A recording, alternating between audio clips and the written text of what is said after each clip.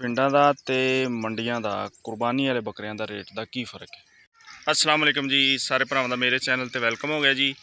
जिन्ने भी नवे भरा ने मेरे चैनल नूं सपोर्ट कर रहे हैं उन्हां सारिਆਂ ਦਾ शुक्रिया हो गया जी। ते अज मैं तुहानूं दसना चाहना वा कि कुरबानी दे बकरियां दा देहातां दे विच ते मंडियां दे विच रेट दा की फ़र्क है।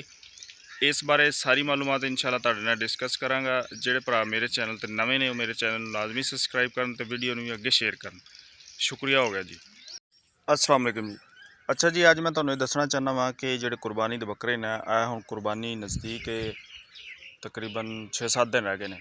तुहानूं ये मैं दसना चाहना वा कि जिहड़े ये बकरे ने ना इन्हां दा पिंडां दे विच ते मंडियां दे विच रेट दा की फ़र्क हुंदा है। ते ये अज सारी गल बात तुहाडे नाल शेयर करना, इंशाअल्लाह तुहानूं पता लग जाएगा ते तुहानूं बड़ा फ़र्क पेगा, बड़ा फ़ायदा होएगा इस वीडियो दा। अच्छा जी, ये जिहड़े जानवर हुंदे ना तकरीबन देहातां दे विच जिहड़े अक्सर असीं वेखदे हां, उत्थे ते मंडियां दे विच ना जानवरां दे रेटां दा तकरीबन 10-20 हज़ार दा फ़र्क हुंदा जी। ठीक है, जिड्डी वड्डी मंडी होएगी उन्ना ज़्यादा रेट होएगा एक आम बकरे दा भी। तुहानूं मैं दस रहा कि यह जिहड़ा सामने बज्झा ना ये तकरीबन इहदा वजन होना 16-17 किलो, 15-16 किलो।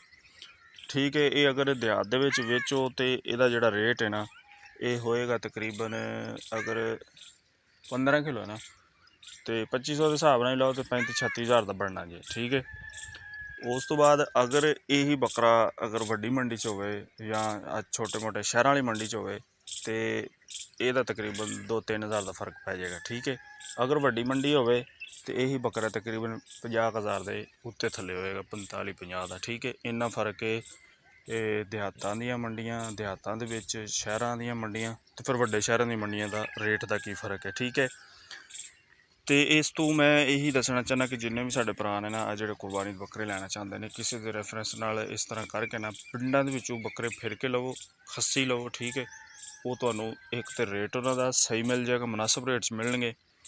दूसरी गल ये है कि फिर एक ये फ़ायदा होना कि ये जिहड़े बकरे ने ना रेट दे तुहानूं मुनासिब रेट च मिल जाणगे। दूजी गल सेहतमंद होणगे, ओरिजिनल खुराकां खा खा के देसी खुराकां नाल पाले होणगे। ठीक है, इन्हां दा ये फ़र्क हो जाता है। इस तो मैं अपने भरावां नूं यही आखना चाहना वा कि जिन्होंने कुरबानी दे बकरे खरीद ले ने या खरीदण वाले ने वो तकरीबन ईद तो पहले ही खरीद लिया करन। ठीक है, एक तो जानवर तुहानूं सही मिल जाता है। ठीक है, दूजी गल ये है कि मौके पर अगर तुसीं जानवर खरीददे हो ना तो फिर थोड़ा जिहा जानवर मौके पर तुहानूं ठीक भी नहीं मिल सकता। ठीक है, रेट भी तेज़ हो सकता है, बाज़ घट भी हो सकता है, ये मंडी के सिर पर हुंदा है।